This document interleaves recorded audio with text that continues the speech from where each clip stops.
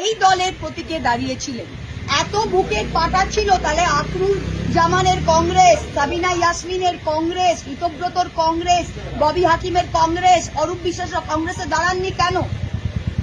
নৈতিক দিক থেকে আপনারা কোন দিকে দাঁড়িয়ে আছেন? আজকে আপনারা বলছেন চিঠি দিকে যে আমাদের দলের টাকা, দল থেকে হোয়াইটে 25 লাখ টাকা প্রত্যেকটা এমএলএ এর অ্যাকাউন্টে ঢুকেছে, এক্সপেন্ডিচারে সেই 25 লাখ টাকা খরচ করে তারা এমএলএ হয়েছে।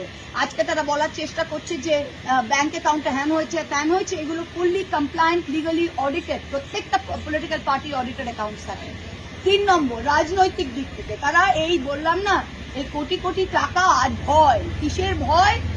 ভয় কিসের? আমাকেও ইডি সিবিআই গেছিল, আমার ভয় নেই। ভয় কিসের?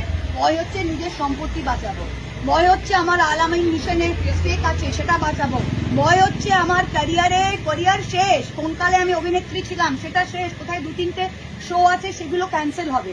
ভয় কিসে? বড়োদায় আমি ইললিগালি জমি দখল করেছি, হাইকোর্ট আমায় ডান্ডা মারছে, সেগুলো ভয়। ভয় কিসে? নিজের পাপের ভয়। তা আজকে নিজের পাপের ভয় আর টাকা খাওয়ার জন্য গেছে। আমি লিখে দিতে পারছি যে এদের যদি এইটুকু রাজনৈতিক বা নৈতিক সেন্স থাকে, তৃণমূল কংগ্রেস পছন্দ নয়, নো প্রবলেম। অভিষেক পছন্দ নয়, নো প্রবলেম। মমতাদি কথা শোনে না আপনার, খুব ভালো। বাসুনিয়া সাহেব আপনাকে কোনো অসিত মাল বলছে, আমায় কোনোদিন মমতাদি ডাকেনি। আল্লাদি 2বার এমএলএ এমপি হলেন মমতাদির মুখ না দেখে, যান না নিজের মুখে একবার লড়ে দেখান না। বাসুনিয়ার বউ নিজে এমএলএ, সে এমপি, সে বলছে আমার সাথে ডিসকাশন হয়নি। ডিসকাশন হয়নি তোর বউকে কি আমরা রাস্তা থেকে তুলে টিকিট দিলাম যে তোর সাথে ডিসকাশন হয়নি? মানে এগুলো যুক্তিহীন কথাবার্তা।